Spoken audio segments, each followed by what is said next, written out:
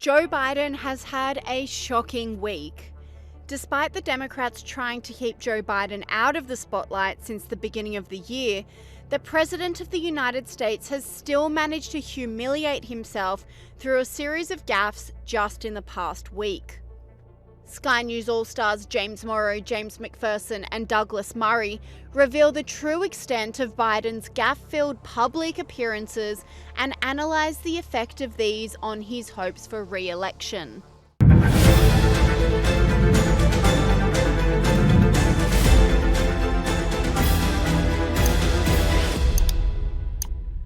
Joe Biden has been kept largely out of the media spotlight since before Christmas.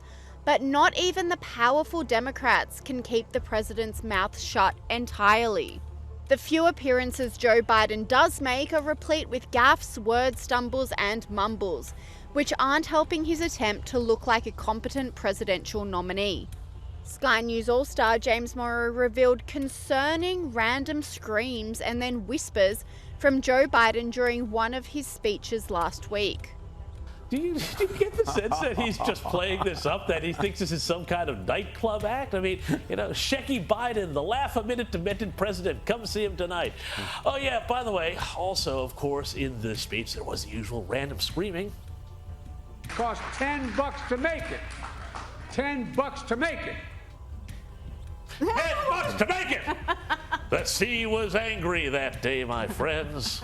And, of course, there was always a bit more of the weird whispering. And thanks to the outstanding senators, Tammy Baldwin of Wisconsin, Tammy Gaff, and Amy Klobuchar and Tina Smith from the state of Minnesota.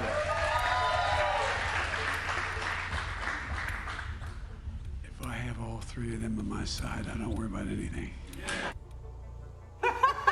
It's all the greatest hits. I tell you what, though, God, this guy's got to get some new material. In that same speech, the president also had another showdown with the teleprompter. Anyway, again, also in his speech, there were the usual battles with the teleprompter. My professor, well, I won't get into my professor. Well, look, my predecessor, though. James Morrow also called out Joe Biden for straight out making up words. Have a look at this. Joe Biden was out on the stump the other day, and he was straight up making up words. We'll teach Donald Trump a valuable lesson. Don't mess with the women in America unless you want to get the benefit. Yeah, you thought Kazi Lives didn't make sense, did you? He's writing up his whole entire new dictionary. And in the next breath, Joe Biden decided to make up new facts that aren't true. And speaking of making up facts, how about this? Joe Biden has also decided to declare a whole new governor of Virginia. Hello, Virginia. And the real governor, Terry McAuliffe. Joe Biden visited a brewery in Wisconsin where his speech was largely indiscernible, triggering a deluge of criticism from pundits on social media. And by the way, used to make beer brewed here. It is used to make the brew beer here in this refinery. Oh, Earth Rider, thanks for the Great Lakes. I wonder why it's called. Sky News All-Star James Macpherson also exposed Joe Biden's cognitive decline when the president made another confused gaffe. This is just from the other day where Biden got completely confused, thinking he'd had a photograph with someone who wasn't even in the state. Have a look at this. I also want to mention Congress Deborah Ross. Where's Deborah? I just had my picture taken with her. Oh, she couldn't be here, actually. That's not true. I got it mixed up. And she has, she fights very hard for the people of this district, and she's up in Washington right now.